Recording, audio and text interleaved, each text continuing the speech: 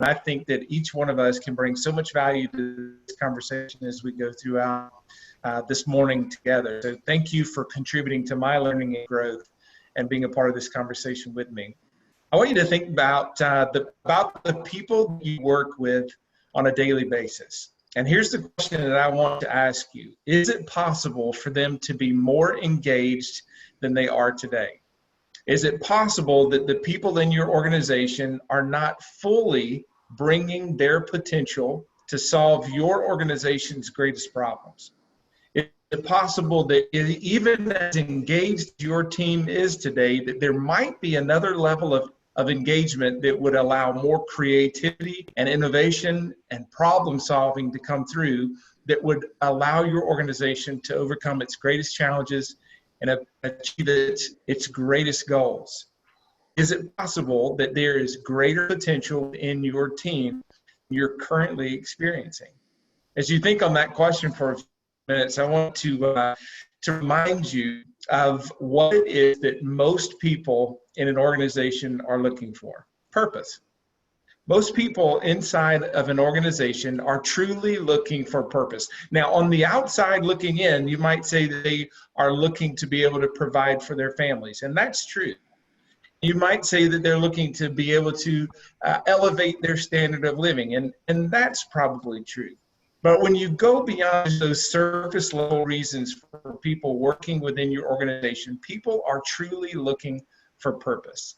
And because we are all this way, it doesn't matter what type of organization that we're in, or what service or product it is that we provide, or what location around the world that we're located. We all are working with human beings, and human beings crave purpose. They crave more than what they have today. They want to be more. They want to do more. They want to have more, because we're uniquely designed as people to always want to achieve. And so knowing that that's part of the reality of working with people, I think there are 5 things that if you focus on them in the next 90 days with your team, you'll see engagement than you do today. You'll see a higher level of potential coming through in even your most entry-level positions. You'll see more people who are willing to step in and step up to help organizations solve what really are the biggest problems, to really activate their untapped potential, bringing their best to work on a daily basis. Hey, couldn't we all agree that having our people come to work day in and day out, highly motivated, will move our organizations beyond where they are today? I think so. I know for me, if I'm in an organization and highly motivated, that organization is going to get the best of me. And that's what we want to do, is find out, how do we get the best out of our people? So one of the things that I think is really important is that we have to recognize that there are some employees in our organizations who are very timid. Have you seen some people in your organization who are timid?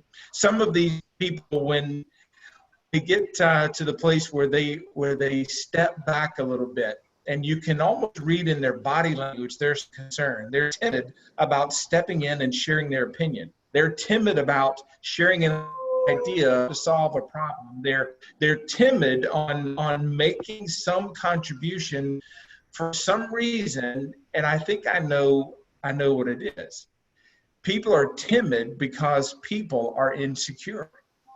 That's one of the 5 realities of working with people. You know, change is so fast in business today. Everything is changing so fast, and the speed of change is not slowing down. It's just continuing to increase. The more technology improves, the more that we're able to communicate together in real time, the faster decisions have to be made. And some people are very insecure in that type of an environment, and so it makes people timid. And I've found for me, when I'm engaging with a person who's timid, it tells me that there's some insecurity that they have about the current situation. It could be because they don't have all the information.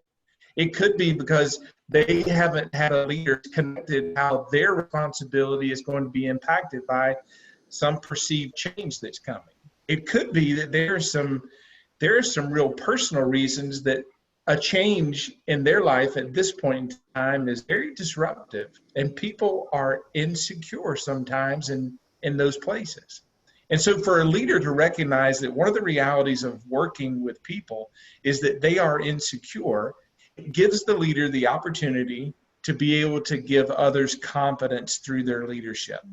So people are insecure, they need a leader who can give them confidence. I know for me, oftentimes I've made the mistake of thinking that people were responsible for giving themselves their own confidence.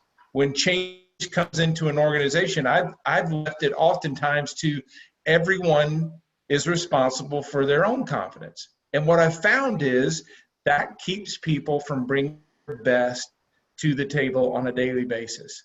If I, as a leader, recognize that people are insecure and I can give them confidence by answering the questions that they have, by giving them more specifics about how the proposed change is going to affect their role, how their role is going to be impacting other roles as this change rolls out, I actually give people confidence. You know, confidence doesn't come from my words. Confidence comes from my actions. And if my actions help address what the greatest insecurity is of a timid employee, I'm going to give them confidence, and that's going to allow them to bring their best to the organization on a daily basis. So people are insecure. They need a leader who can bring them confidence. That's my first thought. Second thought is that there's one thing that I found that increases employee engagement by 75%. So there was actually a study that was done around engagement, and things like a retirement plan, things like a paid time off, things like raises, all of these things have their place and their value in helping us engage our team. But one thing raises engagement by 75%. Would you like to know what it is? I would so like to have known what this was when I was managing 100 people. If I'd have known there was just one thing, it would have saved me so much time and so much energy, and probably have saved our company so much money if I'd have just known what the one thing was when I was managing all of those people. True. And that one thing is based on the second reality of working with people. All people want to be appreciated. Everyone. You think about it.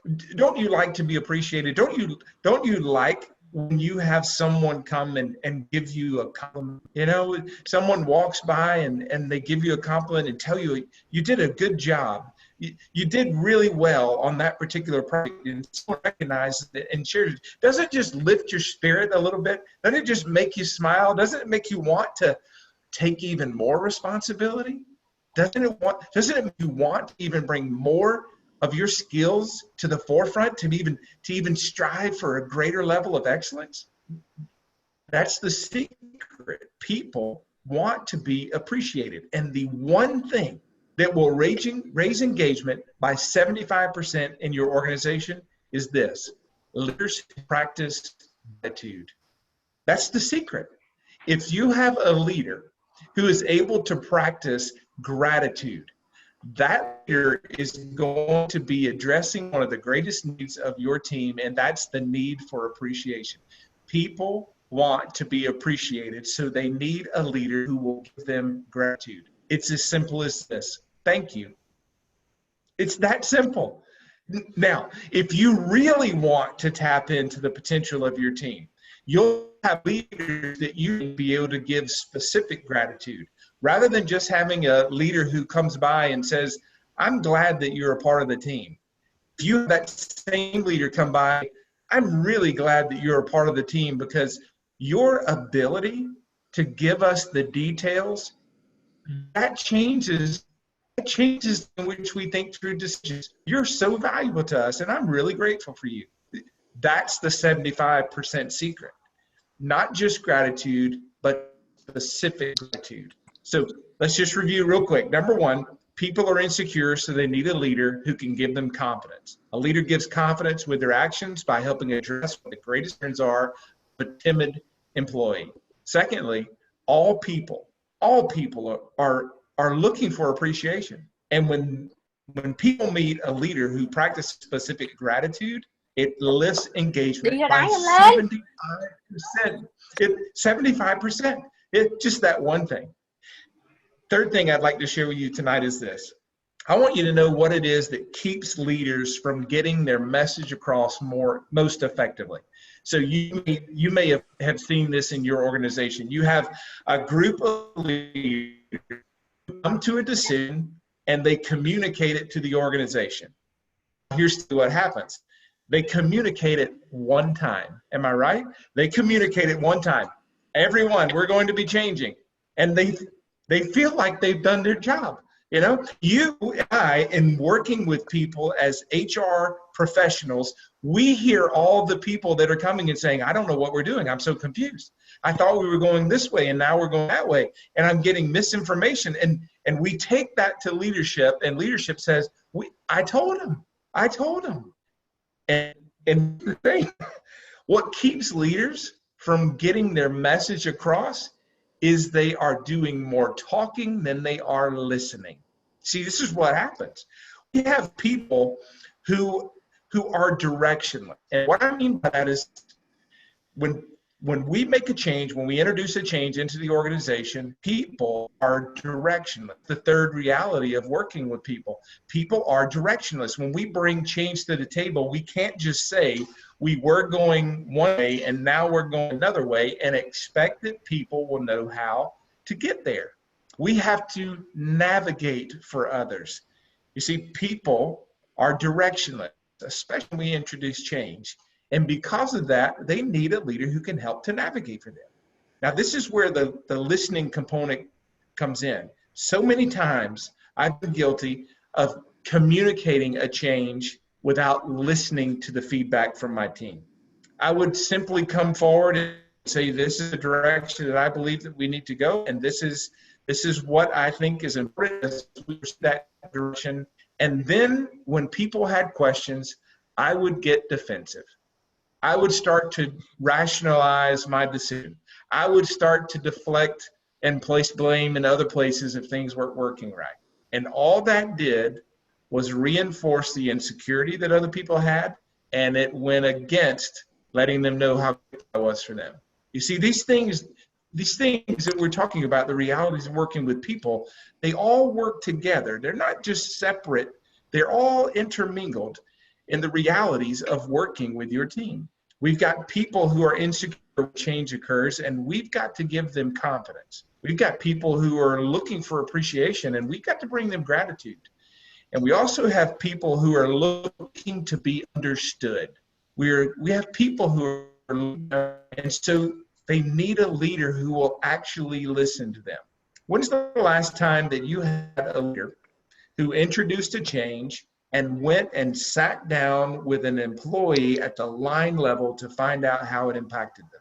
Better yet, when's the last time you had a leader go and ask a line level employee about their perception of what needed to change before they made a decision? You see, if we can tap these realities of people, we will have a stronger engagement among our employees. How much more effective could we be if we were hearing the voices of the people who were making the day-to-day decisions that move our business forward or keep us stuck with the current results that we're getting? I'm believing that if we tap into these realities of people, we're going to increase the level of engagement. We're going to increase the amount of information that's forward that's relevant for making good decisions. We're going to increase the speed in which we can make decisions, which keeps us relevant in the marketplace.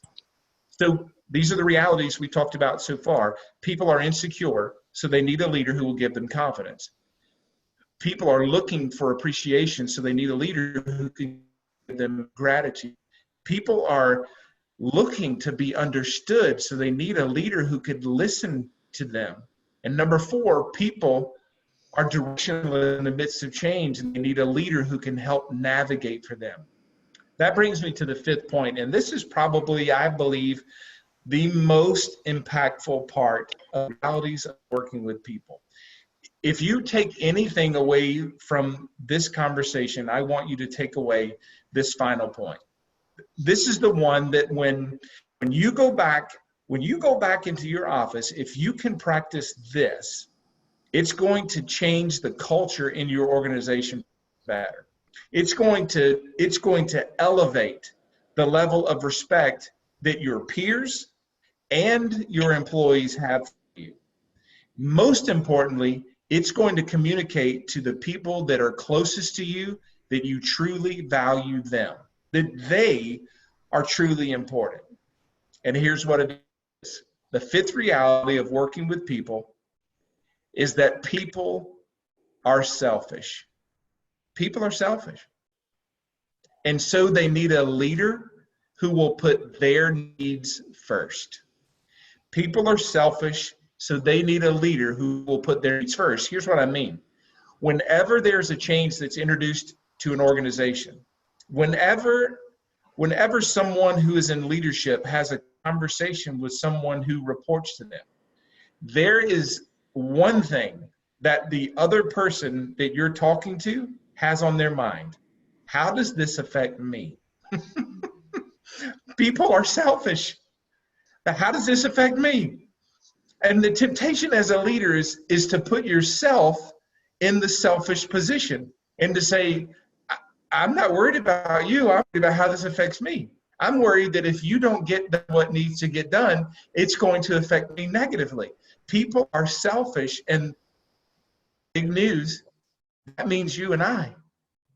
People are naturally selfish. And here's what leaders have to ask themselves. Do I want to continue to have my needs met, or do I want to lead? That's the big question. If you can answer that question in saying, I want to lead, then what you will do is you will give up your rights in order to serve others. You will give up the right to be selfish, and you will begin to think of how can you serve others. It would look like this. Maybe there's someone in the organization who's been going the extra mile. They've been putting in the extra time.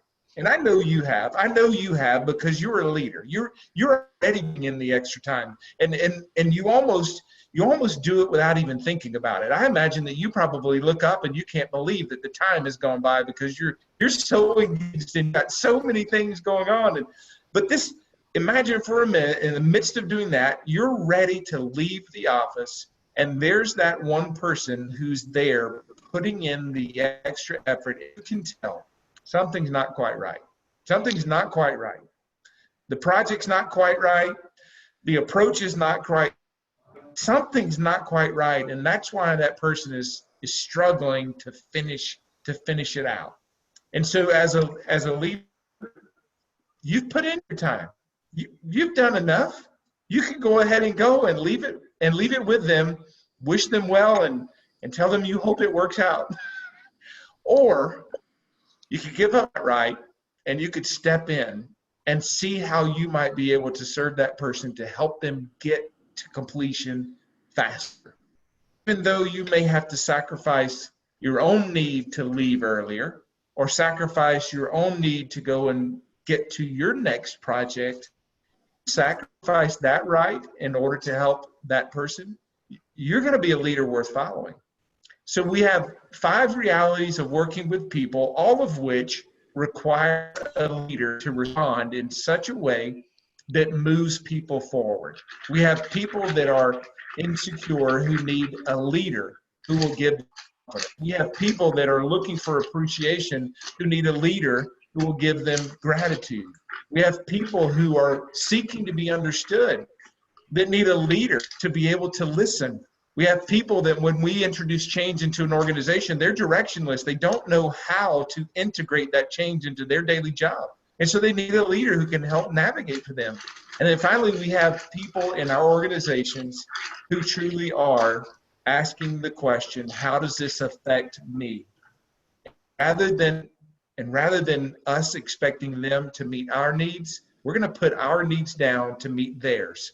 And when we do that, we're adding value to people so that they can multiply value in our organizations. I hope that this has been helpful for you. I hope that it's been practical enough for you to make some notes tonight about ways that you might be able to go in and use these things immediately. And I'd love for us to have a conversation. And I'll start off with just asking a question, if it's okay with you, Rita.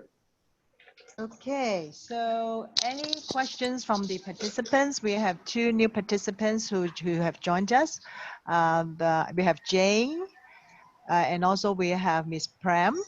So any questions from your side? If you don't want to speak, you can type your questions here. Okay, so get prepared for your questions. I think it's a very good opportunity for us to get some advice from Shane. At the same time, we can also learn from each other. So for me, I have my first question. Firstly, I love your presentation. It's very clear with 5 points, and I also totally agree that if you can practice these 5 leadership skills, if we can practice these 5 main points, we are able to win the trust of the people, and we can work nicely and peacefully and with people, and also in a harmonious way. So thanks a lot. Thanks for these tips. And I have a question about this insecurity of people. You mentioned that people are insecure. Yes, we need to give them confidence. Can you give us some example on how we can give them confidence? Yes. So I think, Rita, for me, a leader who can give people confidence is someone who can come alongside and know where it is that an employee is struggling most.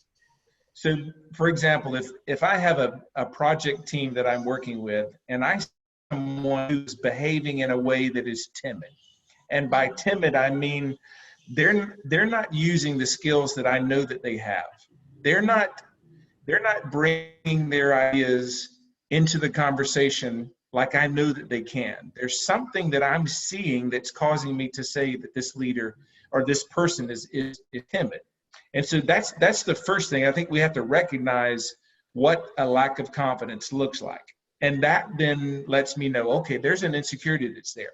Different people have different reasons. You know, for some people, the reason that they're insecure is because they don't think that they could do what it is that they're being asked to do. So in that instance, I think it's affirming the skills that an employee has, to let them know that you see that you have a belief in their ability to from and that you will be there with them to brainstorm ideas, to be able to help clarify any questions they have, to be able to allow them the freedom to make a mistake and it not be costly, if that's a way to say it. So that's one way. I think the second way is some people get timid when they don't believe that they can get enough information to make the right decision. So many people want to make sure that they have 100% certainty that they are making the right decision before they bring the information to their leader, for whatever reason. And so if I'm that leader who's working with someone who's timid because they can't get 100% certainty on the information that they're bringing to the table, I want to let that person know, I just want you to get to 80%. I just want you to get to 8% and then fill in the other 20. We can find the other 20 together. So it gives them confidence. It gives them freedom to be able to come with the information they do have without being so worried about having to have it perfectly done. Does that make sense? I agree with that. Yes. Okay. So so other questions from our participants, like Ruth? Do you have any questions? I don't have any questions because I really enjoy what James shared to us today. I just want to, digest and maybe communicate to my team later. Thank you very much, Jen. Oh, thank you, Ruth. I'm so glad you were here. Yeah, Yeah, of course. Yeah, Sylvia, how about you? Any questions for Shay? No.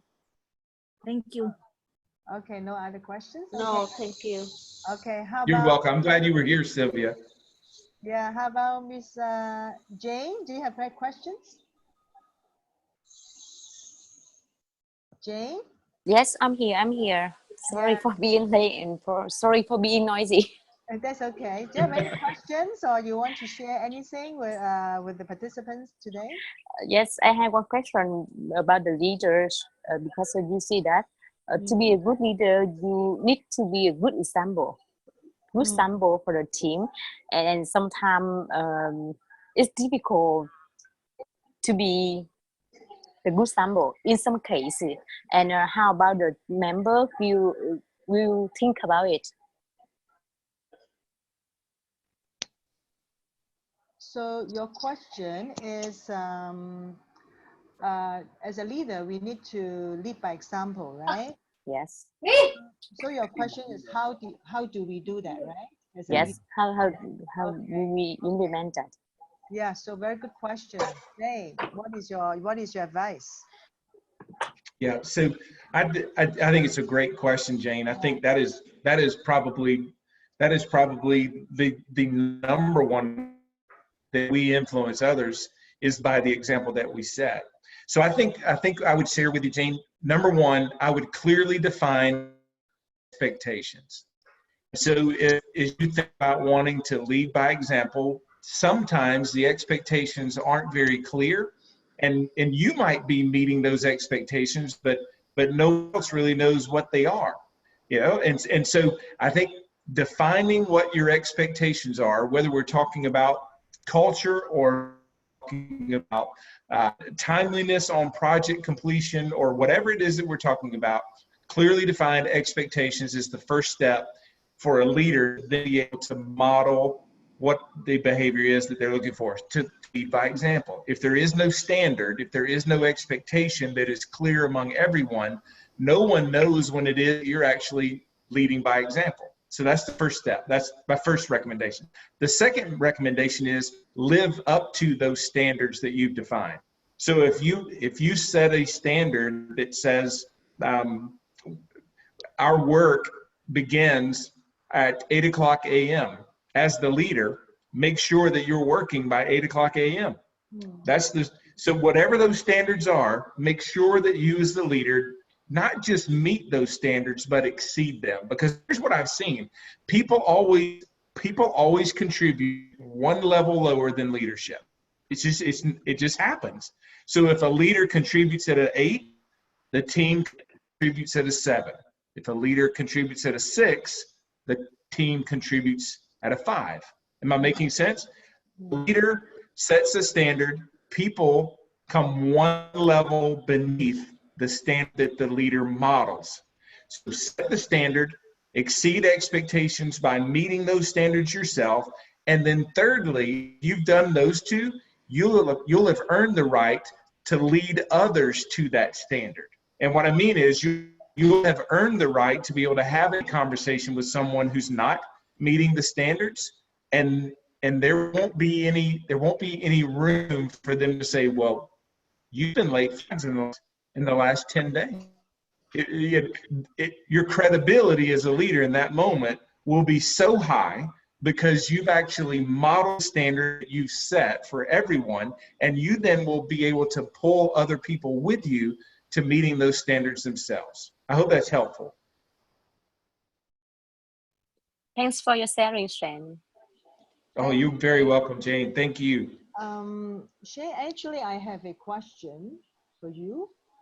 I used to have a very difficult leader who always loses his temper, and he knows it, but he cannot control it.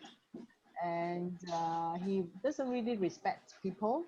Actually, the leader actually is the owner of the company. So that's why the staff turnover rate in his company is high. Okay, and so he as HR, okay, HR like a professional working in that company. How would you convince the boss to change himself in order to have a stabilized workforce? Yeah, that would be my question. Okay. Yeah, I understand. And I've seen this several times. And what I've learned is when there's a leader who demonstrates the type of frustration that you're describing and that we're talking about here, it's usually because that leader is not getting something that is highly motivational to them. And here's what I mean. Most times a leader who is responding in that kind of way, lashing out at others, who's coming across with an angry facial expression, a tone of voice that lets you know they're displeased, a lot of times coming from a place where they're wanting to get some result that they believe they're going to be prevented from reaching if a change in the way in which their people are doing their job. So what I would say as an HR professional is the first step is to find out what it is that this leader really wants. You know, in leadership is a lonely place. You know, when you're at the top level of an organization, there are not many people that you can confide in, but an HR professional is one of the very few.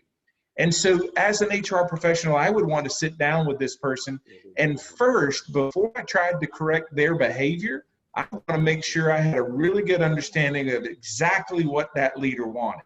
Because chances are the leader has not clearly communicated it to anyone. It just lives right up here in that leader's mind. And by asking really good questions of that leader, like, tell me more about what it is that you really want that we're not performing on right now. Like, what is it that you really want that you are seeing things that are preventing us from getting there? And then that's going to open up this connection and conversation, because most people are asking that leader this question. Most people are coming to that leader asking for more money, more time off, more benefits, more. That's what that leader hears all the time. And so for an HR professional to go in and ask that leader what they want most, the big connection point. Now, after that leader has shared the information with you, I think you got an opportunity to ask them the question, how do you think we're doing? And the leader's going to say, I think we're doing pretty good. I mean, there's a few people that I would, you know, and they'll start talking themselves down a little bit from the anger and the frustration and all the things that have been brought up here. They'll start talking themselves down from that. And it's at that moment where you can ask them, would you be open to me sharing a couple of things with you that I think if we changed might get us closer to your goal? And asking that question in that way, after you've gotten clarity on what the goal really is, now you become a strategic business partner with the owner in helping him or her get what they want most. And nobody else is doing that. That's leadership. That's leading the person who's leading you. And you're not trying to find a positional authority over this person. You're just coming alongside to be able to say, I believe I can help you get what you really want most. Would you be open to having a conversation about what my plan?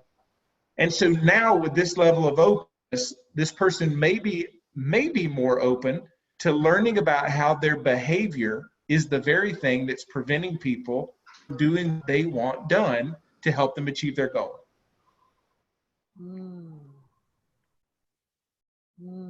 I see. So Shay, you brought up very, very valid points. Would you mind if we repeat some of the questions that we will ask this leader in order for him to consider a change? Some of the questions, Yes. because some of the questions you mentioned are very powerful. Yep. So I think the first question is, can you tell me more about what you want most for our company? What do you want most for our company? And so that's an interesting question for a leader, because most leaders can't tell you right off the bat. They have to think about it because they're so wired to problem solve, you know, that they have a hard time articulating what they really want. So what is it that you really want for our organization? What do you want most for our business? If you could wave a magic wand, what would be different about our organization than what we experience today? Those kinds of questions are good arresting that also signal to a leader that you're an advocate.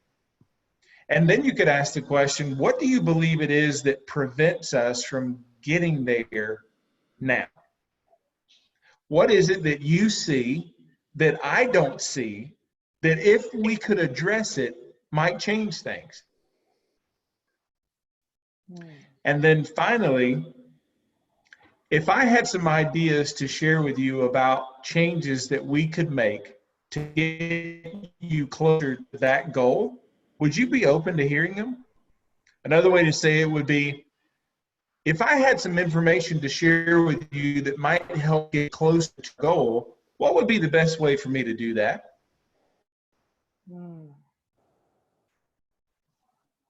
Okay. Oh, very helpful, very powerful questions. I love that. So firstly, we have asked them what they think, what they want most for the organization. Secondly, what do they believe that prevent them from getting what they wanted? And then thirdly, just to allow us to give them suggestions which will help them to make them closer to their goals, right? So by asking these questions, the person may be ready to open to hear, right? Okay. Very good. Now, I would tell you, I would say as well, Rita, if don't be discouraged if the first time that you try asking these questions that you get pushed away. Don't let that be a signal that this leader doesn't want to hear from you. You're a strategic human resources partner, and it may take a little bit of getting used to for that leader to know that you really do care, because they're used to hearing all of the problems, right? Problem. Here you are coming and saying, I want to be part of the solution. I want to help you get where you really want to go. So it may take a little bit of time continuing to have this conversation before you get into a really rich dialogue. But if you stay consistent and maintain a posture of humility, you'll get to that conversation where you learn some valuable information and you earn the right to then be able to share your perspective. Very good. So, okay. So I really love the question you mentioned. They are very powerful. Yeah. So other questions from the participants? Because I just learned very powerful questions from Shay. And any questions? If no, then that would be the end of the session today. And I have to give a big thank you to Shade for the time that you spent with us. I know that it's very late on your side. It's around, I think, midnight, right? I think it's midnight your time. It's getting close. Midnight, but you look great. You don't have you have not even a feeling that you are very tired and so forth. So thanks a lot for that. And then I believe that we have any further questions in regards to this topic. I think it's all related to leadership, right? I think we will have some members who will be in touch with you so that we can get more advice or even coaching or training from you. Okay. Thank you. Thank you very much. Yes, thank you. Thank you very much. Thank you, everyone. Thank you, Shishay. Thank Thank you. you. Have a nice weekend. Bye. Thank you. Bye-bye. All right. Bye-bye. Bye.